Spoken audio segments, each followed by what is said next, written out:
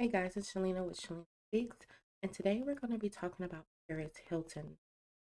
Today I went on X, formerly known as Twitter, and shared something with me that was rather disturbing. Well, she shared it with all of us, but sometimes when I'm on social media, I feel like we're connected. So, anywho, in a tearful yet brave outcry for justice, calling out the Senate via social media, Paris Hilton shared awareness about systematic child abuse in the youth residential treatment facilities. And I know some of you guys can relate to it. And if you can you please comment down below? You don't have to get too graphic, and I don't want you to be triggered by any type of situation that you may have went through. But I always find it good to share with others because it lets others know that you're not alone. And one voice is powerful, but many voices are way more powerful. So in Paris's tweet, she goes on to say, the Senate Finance Committee report, Warehouses of Neglect, how taxpayers are funding systematic, the A word, abuse. I don't want to get demonetized, abuse in the youth residential treatment facilities. In a mind blowing, allegations were found of systematic and several physical, sexual, and emotional abuse, as well as inadequate care, unsafe conditions and unsanitary conditions, and oversighting and regulatory failures. A huge thank you to the committee for believing survivors and taking a stand. I know firsthand the horrors that happen behind the closed doors of these facilities. It's a nightmare that no child should ever have to endure. It's hard to imagine this still happens in the USA, Paris goes on to say. But it does not, but it does, and we cannot ignore it. I will continue to come with my huge spotlight and shine it bright on abuse wherever these facilities are. Enough is enough.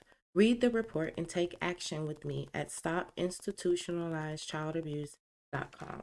That's her post. And so when she made this post, it made me like, okay, well, let me just go a little deeper. So I decided to do a little more digging.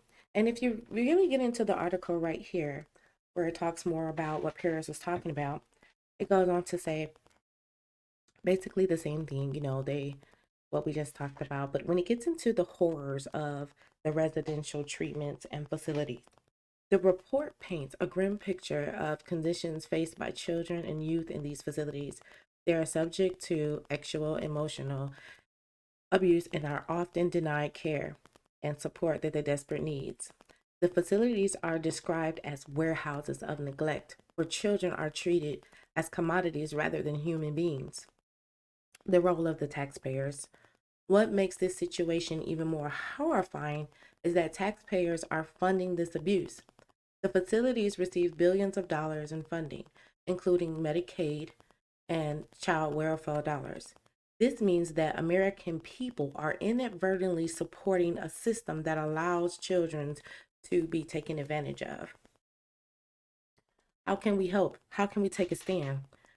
The Senate committee report is a call to action. It's time for us to stand up and take a stand against abuse and neglect of children in these facilities.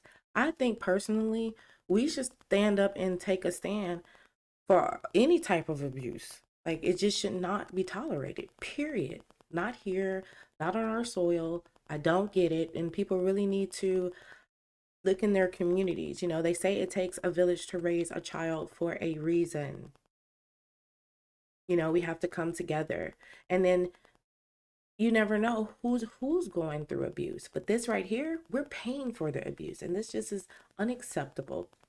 If you guys want to see the video, of what Paris said, I'll be sure to either attach it to this video or you could take a look at what she said right now.